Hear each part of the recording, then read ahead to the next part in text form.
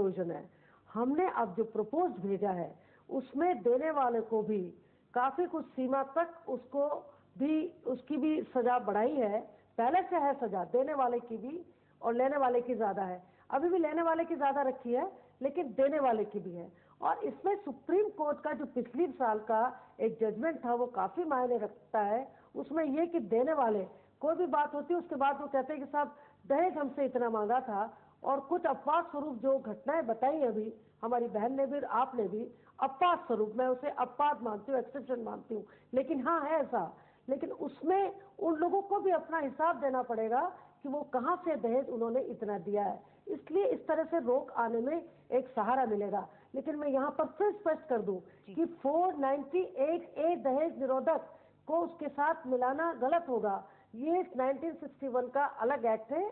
498A में सभी प्रकार की यातना जिसमें दहेज को भी सम्मिलित किया गया था कॉग्निजेबल बनाते हुए। लेकिन अब चूंकि डोमेस्टिक वायलेंस एक्ट आ चुका है और इसलिए उसमें ज्यादातर मामले, यदि अवेयरनेस होगी उसमें ज्यादातर मामले जाएंगे।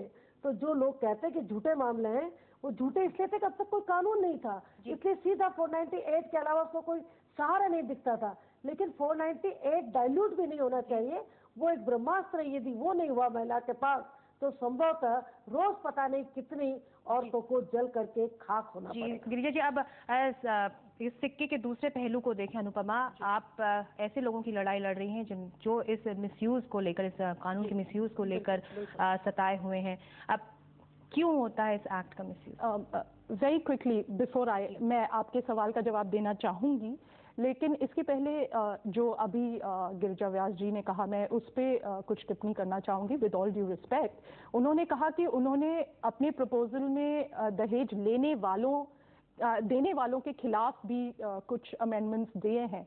आप जान के ये काफी सरप्राइज्ड होंगे कि जो अमेंडमेंट NCW ने प्रपोज किया है उसके हिसाब से दहेज देने वाले की सजा उन्होंने कम करने के लिए प्रपोज किया है और दहेज लेने वाले की बढ़ाने के लिए। सो उनका ये कहना कि वो इस बात से सहमत हैं और उनके प्रपोजल में कहीं मेल नहीं है। बाकी आप कमिंग बैक, आपने जो सवाल पूछा बहुत सही सवाल है और इसका कोई एक जवाब नहीं है।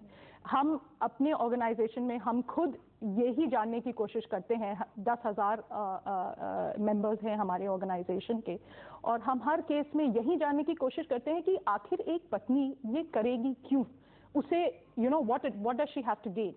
और हर तरह के केसेस हमने पाए हैं। कभी बहुत सीधा सा मामला होता है जिसमें उन्हें सिर्फ एक्सटॉर्ट करना है, दे जस्ट वांट मनी, और वो डिमांड कर रहे होते हैं एक सर्टेन सम, आप हमें इतने लाख रुपए या जितना भी अपने हैसियत के हिसाब से आप इतना पैसा दे दीजिए, हम अपना केस विड्रॉ कर लेंगे। कई मामलों में ये देखा गया है कि मैरिटल प्रॉब्लम्स हैं, डिस्प्यूट्स हैं, डिवोर्स लेना चाहती हैं वो, लेकिन आप जानते हैं इंडिया में नो फॉल्स डिवोर्स जैसी कोई भी चीज नहीं है। अगर आप एक बहुत क्विक और बहुत फेवरेबल डिवोर्स चाहते हैं तो 498A का एक झूठा मामला दर्ज करा दीजिए, under duress you will get a very quick and favourable divorce. और गिरिजा जी, हम ये चर्चा जारी रखेंगे। वक्त है छोटे से ब्रेक का। ब्रेक के बाद दहेज, आज न्यूज पॉइंट में चर्चा का मुद्दा है क्या दहेज कानून को और कड़ा किए जाने की जरूरत